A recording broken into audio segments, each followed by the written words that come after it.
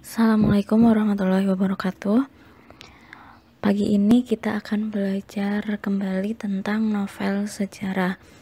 Kalau pertemuan kemarin kalian sudah belajar tentang struktur dari novel sejarah, nah kali ini kalian akan belajar tentang ciri-ciri kebahasaan, atau kalau di dalam buku kalian itu kaidah kebahasaan novel sejarah atau cerita sejarah.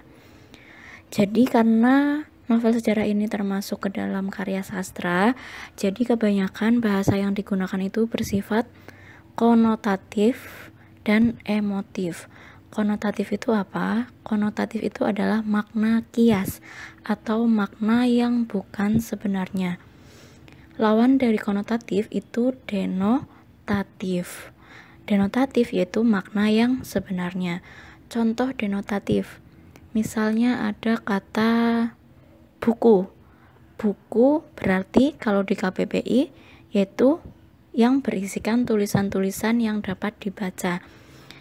Nah, buku yaitu buku. Kalau misalnya pulpen yaitu pulpen, alat untuk menulis. Kalau misalnya HP yaitu HP, alat untuk berkomunikasi. Nah, itu makna denotatif atau makna yang sebenarnya. Sedangkan kalau konotatif atau makna kias itu adalah makna yang bukan makna sebenarnya. Contohnya apa? Contohnya itu misalnya ada kata atau frasa kepala batu. Orang itu memiliki kepala batu. Bukan berarti orang itu kepalanya batu, tetapi artinya orang itu adalah memiliki orang yang sifatnya keras kepala. Keras kepala ini juga termasuk masih konotatif. Keras kepala itu bukan berarti kepalanya itu yang keras, kayak batu, itu bukan, tapi dia adalah orang yang memiliki teguh kepada pendiriannya. Jadi pendiriannya itu akan dipegang sangat teguh, makanya dia dibilang orang keras kepala atau kepala batu. Contoh lain misalnya, Santi adalah seorang kutu buku. Bukan berarti Santi itu adalah sebuah kutu yang biasanya ada di buku, tapi kutu buku memiliki arti lain, yaitu Santi adalah orang yang gemar membaca buku. Nah, itu contoh konotatif. Jadi dapat dibedakan ya antara konotatif dan denotatif. Nah, karena ini karya sastra, biasanya untuk memperindah, karya sastra itu kan sifatnya indah ya. Untuk memperindah kata-katanya itu dipilih diksi atau kosakata yang biasanya konotatif atau bermakna kias. Fungsinya untuk indah dari suatu bacaan atau suatu cerita. Nah, ciri yang lain itu biasanya bersifat emotif. Emotif itu berarti melibatkan emosi tokoh. Emosi tokoh itu seperti apa? Biasanya ada sedih, senang, marah, haru, gembira. Nah, itu biasanya digambarkan dalam sebuah kalimat atau kata. Jadi, bahasanya itu menggunakan atau melibatkan emosi tokoh, karena cerita atau novel sejarah ini menceritakan sebuah tokoh, bagaimana perasaan tokoh, bagaimana emosi tokoh. Berarti bahasa yang digunakan itu biasanya melibatkan emosi tokoh. Emosi tokoh tadi ada senang, gembira, sedih, duka, haru, itu emosi tokoh. Itu dua kaidah umum, yaitu konotatif dan melibatkan emosi tokoh. Nah, kaidah yang lain atau ciri yang lain itu biasanya bisa dilihat menggunakan banyak kalimat bermakna lampau. Lampau itu berarti sudah terjadi. Ciri kalimat yang bermakna lampau itu biasanya ada di contoh ini, 9 tahun yang lalu. Yang lalu berarti sudah pernah terjadi. Gagak Bongol melakukan kesalahan karena telah. Telah berarti juga menyatakan lampau atau sudah pernah terjadi. Menghukum mati seorang prajurit Bayangkara yang tidak bersalah. Berarti di sini kata kuncinya itu adalah yang lalu, telah. Biasanya kalimat yang bermakna lampau itu ditandai dengan yang lalu, telah, dan satu lagi itu sudah. Berarti kalimat itu kalimat lampau atau sesuatu kejadian yang sudah pernah terjadi. Nah, selanjutnya yang nomor 2 itu menggunakan banyak kata yang menyatakan urutan waktu, konjungsi atau konjungsi kronologis dan temporal. Contohnya itu setelah itu, mula-mula, sejak saat itu, kemudian. Jadi konjungsi atau kata hubung yang menghubungkan atau yang menyatakan urutan waktu, mula-mula, awalnya, setelah itu, sejak saat itu, kemudian, dan lain sebagainya. Contohnya apa di sini? Setelah kejadian itu, ia tidak berani lagi mengunjungi raja ke istana. Itu yang kedua, yaitu menyatakan urutan waktu atau kronologis atau temporal. Selanjutnya yang ketiga, menggunakan banyak kata kerja yang menggambarkan suatu tindakan atau kata kerja material. Berarti tindakannya itu secara jelas terlihat. Contohnya, ia hanya duduk-duduk kemudian menyalakan radio.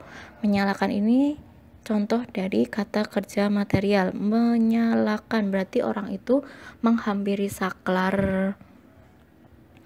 menghampiri radio lalu menyalakan radio. Itu kan tindakannya jelas terlihat.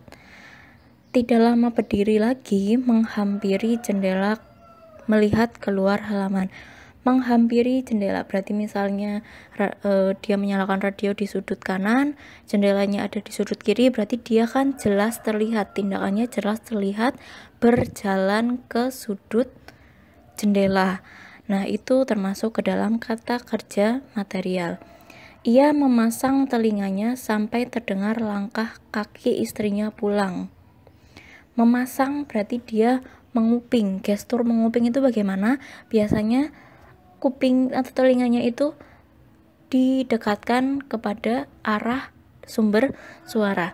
Memasang itu juga termasuk kata kerja material. Berarti tindakannya itu jelas-jelas nyata, bisa dilihat. Contoh lain dari kata kerja material itu ada memakan, meminum, berlari, meloncat. Itu kan jelas tindakannya itu jelas terlihat oleh panca indera, oleh mata terutama. Jadi itu termasuk kata kerja material. Selanjutnya biasanya menggunakan banyak kata kerja yang menunjukkan kalimat tidak langsung sebagai cara menceritakan tuturan seorang tokoh oleh pengarang. Berarti ini menggunakan bukan kata kerja, tapi ini kalimat tidak langsung ya. Misalnya, menurutnya dia adalah orang yang sombong. Menurut siapa? Kan bukan secara langsung diungkapkan oleh tokoh itu, tetapi diungkapkan oleh tokoh lain. Jadi ini kalimat tidak langsung. Mengungkapkan, menanyakan. Dia menanyakan kapan Serintil pulang. Berarti kan itu kalimat tidak langsung. Menuturkan dan sebagainya. Contohnya, menurut para saksi, pembantaian para jenderal itu terjadi pada saat menjelang subuh ketika sedang tertidur lelap. Nah, ini peristiwa G30 SPKI ya, ini contohnya. Selanjutnya yang kelima, kalau tadi di atas itu ada kata kerja material, sekarang ternyata di sini juga banyak menggunakan kata kerja mental, tindakan mental. Berarti tindakannya itu tidak terlihat oleh panca indera terutama mata. Contohnya, merasakan, dia merasakan sedih, dia merasakan gembira. Itu kalau merasakan itu hanya diri kita yang tahu biasanya. Nah, jadinya itu termasuk kata kerja mental berkaitan dengan emosi. Menginginkan juga termasuk kata kerja mental. Mengharapkan, mendambakan, itu termasuk kata kerja mental, yaitu kata kerja yang menyatakan sesuatu yang dipikirkan atau dirasakan. Jadi kemungkinan orang lain itu tidak tahu apa yang dia rasakan dan tidak tahu apa yang dia pikirkan. Dengan kata lain, tindakannya itu tidak diketahui orang lain atau tidak bisa terlihat secara jelas. Beda ya sama yang tadi material. Kalau material itu bisa dilihat secara jelas. Contohnya, aku sependapat dengan jalan pikiran Anda. Apa yang Anda rasakan, saya ikut merasakan. Sependapat juga termasuk kata kerja mental. Di sini yang kata kerja mental yaitu rasakan, merasakan. Itu contoh dari kata kerja mental. Selanjutnya yang ke-6 itu ada menggunakan banyak dialog. Biasanya ditandai oleh tanda petik ganda dan kata kerja yang menunjukkan tuturan langsung. Ini jelas ya, biasanya kalau sebuah cerita, narasi, naratif itu biasanya menggunakan kalimat langsung. Kemana perginya permaisuri malam-malam begini? Tanya raja pada abdinya. Yang di dalam tanda petik itu berarti adalah kalimat langsung. Ini sudah cukup jelas ya. Pasti kalian sudah paham tentang hal ini. Selanjutnya menggunakan kata-kata sifat atau descriptive language untuk menggambarkan tokoh, tempat, ataupun suasana. Berarti intinya ini adalah kata sifat. Kata sifat itu biasanya ditandai atau awalnya itu bisa diimbui dengan kata sangat atau paling. Kalau suatu kata itu bisa diawali dengan kata sangat atau paling, kemungkinan besar itu adalah kata sifat. Contohnya, saling, kata sangat dan paling, mohon maaf. Contohnya, sangat rajin, berarti rajin itu merupakan kata sifat. Contoh lain, sangat pintar, berarti pintar itu adalah kata sifat. Paling tekun, berarti tekun itu adalah kata sifat. Jadi kata yang dapat diawali oleh kata sangat dan paling itu biasanya adalah kata sifat. Di sini ada contohnya besar, sangat besar. Besar ini berarti kata sifat. Cantik, paling cantik. Cantik ini juga kata sifat. Malas, paling malas. Berarti ini, malas ini kata sifat. Selain kata dapat didahului oleh kata sangat dan paling, biasanya kata sifat itu juga bisa didahului oleh kata ter. Contohnya terbesar, bisa kan? Besar berarti besar itu berarti kata sifat. Tercantik, bisa kan? Berarti cantik itu kata sifat. Termalas, malas itu berarti kata sifat. Contoh yang lain, teramah, ramah itu berarti kata sifat. Ini contoh kalimatnya. Dari apa yang terlihat, betapa besar wibawa Gajah Mada. Bahkan beberapa prajurit harus mengakui wibawa yang dimiliki Gajah Mada jauh lebih besar dari wibawa Jaya Negara. Ini ada kata besar, besar berarti itu termasuk kata sifat. Nah, demikian ciri atau kaidah kebahasaan dari novel sejarah. Silakan hal-hal yang penting untuk dicatat di buku tulis kalian masing-masing. Assalamualaikum warahmatullahi wabarakatuh.